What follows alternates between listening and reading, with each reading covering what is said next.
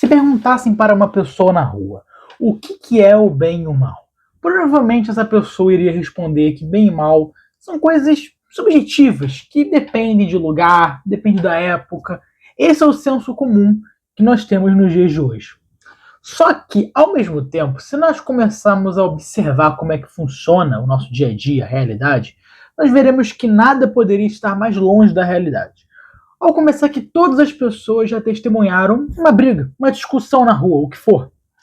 E em todas as discussões, nós sempre vemos frases típicas, como por exemplo, isso não é justo, você prometeu isso, não vale, coisas assim. Como se houvesse um padrão comportamental esperado, como se realmente tivesse uma espécie de acordo entre ambas as partes que foi quebrado. E aí por isso a pessoa ficou revoltada.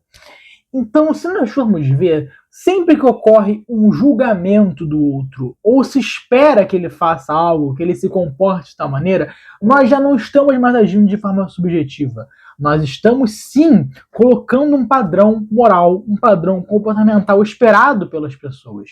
E por isso, lá no fundo, ninguém acredita que o bem e o mal são coisas relativas.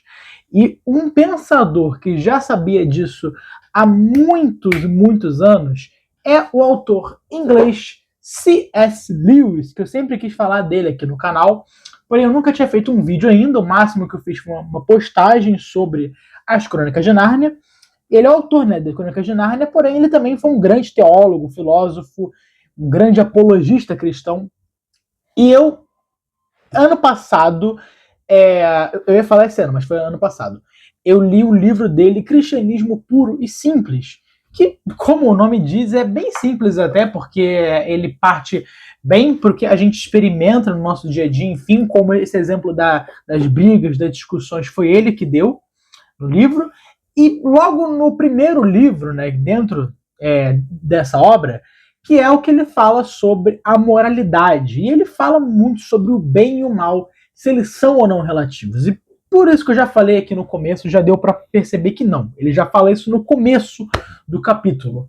E nesse vídeo, realmente, é o que eu pensei em fazer um vídeo do Lewis, começando realmente de forma simples, explicando um pouco sobre o que ele pensava, sobre a ética, sobre o bem e o mal, enfim. Então foi o que eu trouxe para o vídeo de hoje e eu espero que vocês gostem. Antes de tudo, por favor, como sempre eu peço, para deixar o like, se inscrever no canal porque me ajuda muito a fazer ideia e compartilhar com todas as pessoas que vocês conhecerem. Sendo assim, vamos começar a falar o que Lewis pensa sobre a moralidade, no qual ele traz, né, um conceito muito interessante, que é o da lei da natureza humana, ou lei natural, enfim, ele chama das duas maneiras. O que seria essa lei natural? É que o Lewis ele fala que dentro de todos os seres humanos existe uma tendência, uma espécie de força motora que faz com que a gente perceba naturalmente que sim, existem comportamentos que são certos e existem comportamentos que são errados. Para ele isso é uma coisa que é natural nossa, nós já nascemos com essa lei, com esse padrão dentro de nós e nós esperamos isso dos outros, que eles se comportem assim, e nós também temos essa tendência de agirmos assim. É óbvio que para o Lewis ele vai explicar mais, que pode ser que tenha uma pessoa ou outra, né, que nasça diferente, que não reconheça esse padrão, mas é muito raro. É igual as pessoas, por exemplo, ele cita, né, o exemplo daltônicas, porque a maioria das pessoas nascem conseguindo enxergar cores naturalmente, mas tem sim pessoas que são a exceção, né, que não nascem assim. Então, para ele, é óbvio que pode sim existir um indivíduo ou outro que não reconhece esse comportamento, mas, no geral, é uma lei natural de toda a humanidade e de toda a história humana. Mas ele também explica que essa lei natural não é igual às outras leis da natureza, como, por exemplo, a lei da gravidade, porque essas leis da natureza, elas têm uma coisa específica. Elas não podem ser quebradas.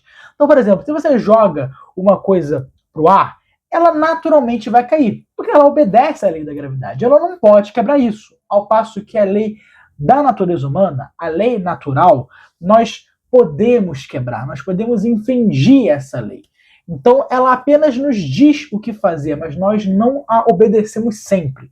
Então é como se houvesse realmente um ser dentro de nós falando, cara, faça isso, mas nós podemos não escutar. É óbvio que nós vamos acabar ouvindo o que ele fala, mas nós podemos ignorar, nós podemos realmente não seguir o que ele está falando. Então, para realmente fazer uma analogia aqui, para ver que são os dois tópicos principais, que existe uma lei moral dentro de nós, mas nós nem sempre a obedecemos.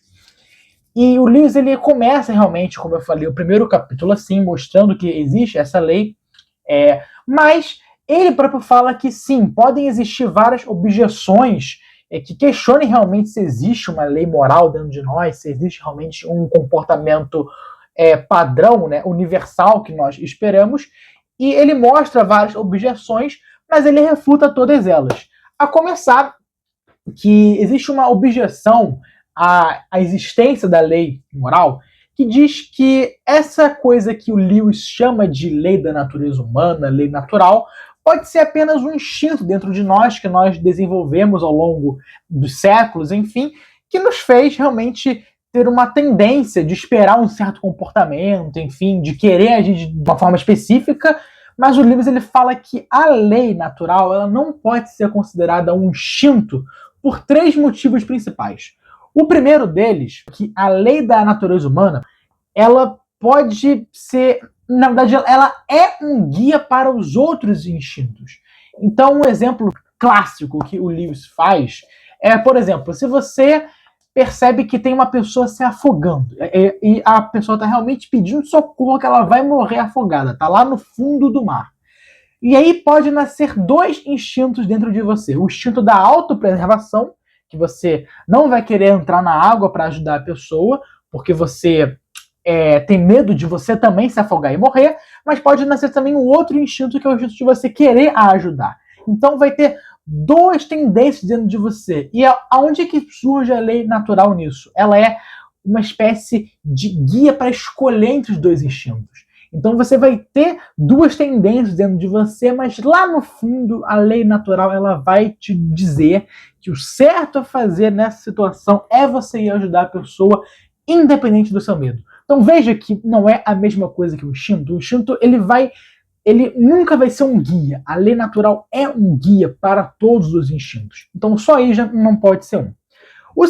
A segunda coisa que quebra, né, essa objeção de que é um instinto é o fato de que todo instinto ele tem um grau máximo. Então, por exemplo, o Lewis ele cita 4 instintos diferentes. O instinto ao amor materno, o instinto sexual, o instinto em busca de comida e o instinto do amor à pátria. Todos esses eles são naturais e eles são vistos como bons. Eles realmente são vistos como necessários. Porém, eles podem vir em graus excessivos. Então, por exemplo, o instinto ao amor materno. Se você fica muito apegado à sua mãe ao ponto de você não querer fazer nada sem ela, isso é uma coisa ruim. Então, é um instinto excessivo. Ou, por exemplo, o instinto sexual, que você fica tão, assim, com vontade do prazer, que você realmente vai começar a não cuidar nem mais do seu corpo. Você vai realmente começar a chegar em limites extremos para buscar prazer. Então, outra coisa excessiva. O instinto em busca de comida. Você pode chegar à gula, que é você comer tanto que você não tem controle sobre si mesmo. E o instinto do amor à pátria é que você valoriza tanto a sua nação, sua pátria, enfim, que você começa a querer guerrear com as outras e a enxergar como inferiores. Então veja, são 4 instintos que nós temos, mas os 4 podem chegar a graus extremos. Ao passo que a lei natural, ela não tem um grau extremo. Na verdade, ela diz respeito a você controlar e moderar os instintos para não chegar aos graus extremos. Então, não é um instinto por conta disso. E o terceiro argumento que ele traz contra a objeção é o fato de que a lei natural, ela, muitas vezes, ela nos opta por escolher entre o instinto mais fraco. Então, por exemplo, naquele exemplo que eu trouxe, né, de que tem 2 instintos dentro de nós contrários, geralmente o instinto mais forte ele vai ganhar. Porém, a lei natural ela vai nos pedir para ir para o instinto mais fraco. Então veja que ela não pode ser um instinto, porque o instinto ele naturalmente vai querer ir para a vontade mais forte nossa, ao passo que a lei natural ela vai puxar para a vontade mais fraca. Então são coisas contrárias. Então por esses 3 motivos a lei natural não pode ser considerada um mero instinto. A outra objeção que trazem é o fato de que fala-se que o comportamento moral e o padrão de comportamento, enfim, que nós temos, ela não é uma coisa natural nossa, mas que nós aprendemos com a nossa família, os pais, avós, a sociedade, a cultura, enfim. E o Lewis, ele não nega nisso. Ele diz sim que, por exemplo, os bons modos, os comportamentos sociais, sim, eles são aprendidos pela cultura em que vivemos. Mas isso não quer dizer que a moralidade e o padrão de comportamento é uma criação humana. O exemplo que ele dá é, por exemplo, a tabuada. Nós aprendemos a tabuada. Pode ser com os nossos pais, pode ser com os nossos professores, mas isso não quer dizer que ela é uma mera criação humana e que ela poderia ter sido diferente. Então, por exemplo, você não vai dizer que 2 vezes 2 vai ser igual a 5. Isso não é uma mera criação humana, isso é uma coisa que reflete a própria estrutura da realidade. Então, sim, nós aprendemos isso com outras pessoas, mas não é uma criação de nós seres humanos. Existe na vida real. Então, não. Ele objeta isso desta forma. A outra objeção é dizer que as leis morais, elas só existem realmente para a gente conseguir conviver bem em sociedade. Mas isso não é verdade por 2 motivos. Primeiro que é porque quem disse que você viver bem em sociedade é algo que todo mundo quer? Existiram vários malucos na história que realmente eles não estavam nem aí para viver bem em sociedade, que eles só realmente queriam bem para eles mesmos, eram completamente egoístas e buscavam prazer a todo custo. Eu posso citar aqui, por exemplo, o escritor Marquês de Sade, que ele era um sádico, ele era realmente um estuprador, ele era alguém realmente cruel, alguém que não se importava nem um pouco com as normas sociais, que ele só se importava consigo mesmo. Então, por exemplo, se você diz para alguém, seja altruísta, e essa pessoa, ela pergunta, tá, mas por que eu devo ser altruísta? E você responde para ela, para você conseguir viver bem em sociedade. E aí essa pessoa, ela pergunta, mas por que eu vou querer viver bem em sociedade? Aí, como é que você vai responder isso? Então, não é algo que foi criado só para você conseguir conviver bem em sociedade, porque quem disse que nós queremos isso, sabe? A gente pode só querer realmente o bem pra gente mesmo, viver de forma egoísta, viver só buscando prazer, sem se importar em nada com a sociedade. Então, não diz respeito a isso. E o segundo motivo é o fato de que se a moralidade, se a ética, ela for só uma coisa utilitarista, ou seja, se comporte de tal maneira porque isso vai favorecer a maioria, a sociedade, isso é um pensamento cruel no fundo. Porque se você for parar para pensar, existem pessoas que vivem em sociedade, enfim, que elas não estão agregando em nada para ela. Por exemplo, as pessoas mais idosas que não trabalham mais, enfim, ou que não têm uma família, as pessoas que têm alguma deficiência física ou intelectual, mental, enfim, essas pessoas não estão contribuindo para a sociedade. E aí, se você for seguir essa ética utilitarista que você está afirmando, de falar que não, as regras sociais só existem para favorecer a maioria. Se você for pensar assim, essas pessoas idosas, doentes, elas deviam ser então exterminadas, porque elas não estão contribuindo em nada para a sociedade. Vê como é que é perigoso pensar assim, como é que é cruel você pensar assim, é você pensar igual um nazista. Então não tem nada a ver com normas sociais, não. Elas realmente são padrões morais que nós temos uma tendência de agir dessa forma, porque existe naturalmente isso em nós, existe essa lei que nos manda fazer isso, mas que nós, infelizmente, nem sempre a obedecemos. Uma outra objeção que fazem é falar assim, o conceito de bem e mal não é objetivo, não é absoluto, universal, enfim, porque as leis e os comportamentos morais, sociais, enfim, mudaram ao longo do tempo. E o Lewis, ele fala, isso é verdade, mas se você for realmente estudar a história, especialmente a história das leis, enfim, você verá que os comportamentos esperados em todas as culturas eram, em geral, muito parecidos. Era muito mais parecido do que diferente. Aí os exemplos que o Lewis traz são 2, que ele fala que nunca existiu nenhuma sociedade na história em que o homicídio não tenha sido considerado um crime, algo proibido, algo cruel. Não, em todas as sociedades de todos os tempos, você matar uma pessoa sem motivo nenhum sempre foi considerado errado. Outra coisa também é que nunca houve nenhuma sociedade em que se proibiu o casamento. Nunca. Sempre foi considerado algo parte da lei, da constituição, da sociedade, da cultura. Sempre foi normal o casamento, nunca foi proibido em lugar nenhum.